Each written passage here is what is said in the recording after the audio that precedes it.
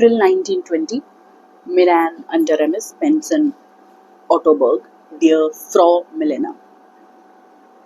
Dear Frau Milena, the rain which has been going on for 2 days and one night has just now stopped.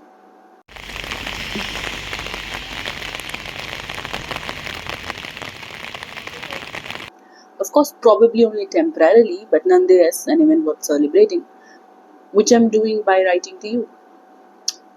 Incidentally, the rain itself was bearable, after all. It is a foreign country here, admittedly only slightly foreign, but it does the heart good. If my impression was correct, evidently the memory of one single meeting, brief and half silent, is not to be exhausted. You were also enjoying Vienna as a foreign city, although later circumstances may have diminished this enjoyment. But do you also enjoy foreignness for its own sake?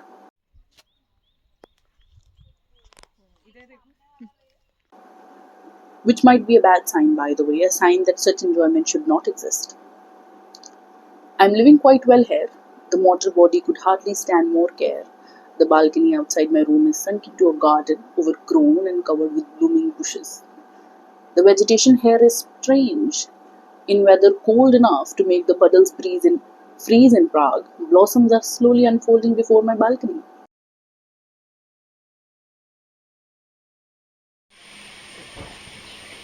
Show off, such a show off. Yes.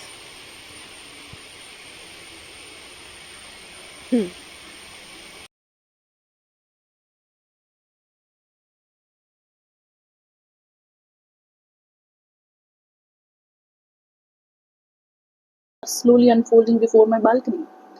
Moreover, this garden receives full sun or full cloud as it has for almost a week. Lizards and birds, unlikely couples, come visit me. I would very much like to share Miran with you. अरे यार okay रोगी Even when you're driving? it stays Oh, acha. and I'm going to take advantage of that and record us. Yes. April 1920, Miran.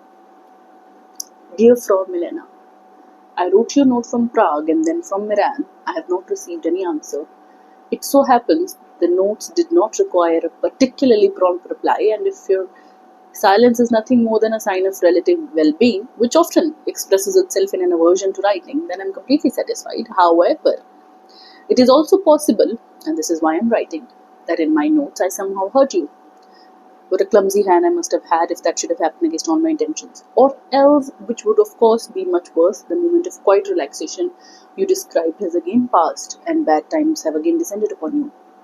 In case the first is true, I don't know what to say. That so far from your thoughts and everything else is so close, and for the second possibility I have no advice, how could I? But just a simple question. Why don't you leave Vienna for a little while? After all, you aren't homeless like other people. Wouldn't some time in Bohemia give you new strength? And if for reasons unknown to me you might not want to go to Bohemia, then somewhere else. Maybe even Milan would be good. Do you know it?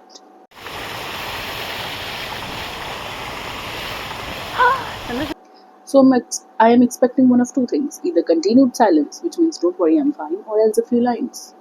Cordially, Kafka. It occurs to me that I really can't remember your face in any precise detail, only the way you walked away through the tables in the cafe, your figure, your dress, that I still see. Miran, April 1920. Dear Frau Milena, you're toiling over the translation in the middle of the dreary Vienna world. Somehow I am both moved and ashamed. You will have probably already received a letter from Wolf, at least she wrote to me some time ago concerning such a letter. I did not write any novella entitled Murderers, although this was apparently advertised in a catalogue. There is some misunderstanding. But since it's supposed to be the best one of the lot, maybe it's mine after all. Can you tell but मैंने अच्छे से ना Oh, yes, blends there's something it shining. was very I applied the brown one फिर उसके बाद मैंने उस पर स्पार्कली भी लगाई थी it didn't blend well I realize now it would be comparatively better blended. Judging from your last two letters, anxiety and worry seem to have left you once and for all. This probably applies to your husband as well. How much I wish it for both of you. How embarrassing to like someone.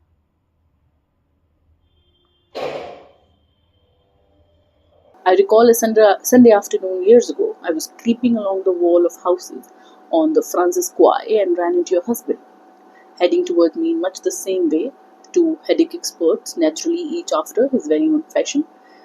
I don't remember whether we then went on together or passed each other by. The difference between these two possibilities could not have been very great, but that is past and should remain in the past. Is it nice at home?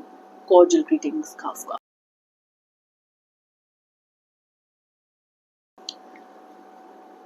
So it's next letter. So it's the lung. I've been turning it over in my mind all day long, unable to think of anything else. Not that it alarms me, probably and hopefully. You seem to indicate as much. You have a mild case and even full-fledged pulmonary disease. Half of Western Europe has more or less deficient lungs, as I have known in myself for 3 years. Has brought me more good things than bad. In my case, it began about 3 years ago with a violent hemorrhage in the middle of the night. I was excited as one always is by something new, naturally somewhat frightened as well. I got up instead of staying in bed, which is the prescribed treatment, as I later discovered. A phrase that is like keeps popping up in my head is create more than you consume. And I'm obviously all the time doing the opposite. Just right now, just scrolling before I came across a reel where a woman was saying that you can document the process also. It's okay. You don't have to just show, oh, I've done this. So I was wondering, how do you do for a novel? Went to the window, leaned out, went to the washstand, walked around the room, sat down on the bed. No end to the blood. But I wasn't at all unhappy, since by and by I realized that for the first time in 4 particularly sleepless years, there was a clear reason for me to sleep, provided the bleeding would stop. It did indeed stop and has not returned since, and I slept through the rest of the night. To be sure, the next morning, the maid showed up. At the time, I had an apartment in the Schönborn Palace, a good, totally devoted but extremely frank girl. She saw the blood and said, "Penny de Corte, you're not going to last very long." But I was feeling better than usual. I went to the office and did not go see the doctor until later that afternoon. The rest of the story is immaterial. I only wanted to say, it's not your illness which scares me, especially since I keep interrupting myself to search my memory, and underneath all your fragility, I perceive something like a farm girl's vigor, and I conclude, no, you're not sick. This is a warning, but no disease of the lung. Anyway, it's not that which scares me, but the thought of what must have preceded this disturbance for the moment. I'm simply ignoring everything else in your letter, such as not a heller, tea and apple, daily from 2 to 8. These are things I cannot understand, which evidently require oral explanation. So, I will ignore all of that, though only in this letter, as I cannot forget them, and just recall the explanation I applied to my own case back then, and which fits many cases. You see, my brain was no longer able to bear the pain and anxiety with which it had been burdened. It said, I'm giving up, but if anyone else here cares about keeping the whole intact, then he should share the load, and then things will run a little longer. Whereupon my lung volunteered. It probably didn't have much to lose anyways. These negotiations between brain and lung, which went on without my knowledge, may well have been quite terrifying. And what are we going to do now? How comfortable I am. Okay, I just put How comfortable I pass am. like you can. मैं फिर वही तुम्हारा idea लिया इन दोनों ने drop किया. Yes. The fact that you're being looked after is probably insignificant. Anyone who cares about you has to realize that you need a little looking after. Nothing else really matters. So is there salvation here as well? I said already, no, I'm not in the mood for making jokes. I'm not being funny in the least, and will not be funny again until you have written how you're planning a new and healthier way of life. After your last letter, I'm not going to ask why you don't leave Vienna for a while. Now I understand, but after all, there are beautiful places close to Vienna as well, which offer many different cures and possibilities of care. Today, I'm not going to write about anything else. I don't have anything more important to bring up. I'm saving everything else for tomorrow, including my thanks for the issue of Command, which makes me moved and ashamed, happy and sad. No, there is one other thing. If you waste as much as 1 minute of your sleep on the translation, it will be as if you're cursing me. तो रहता है हमेशा कि गांव वाली है वो line, इसलिए हम हमारे कंट्रोल में नहीं है या whatever.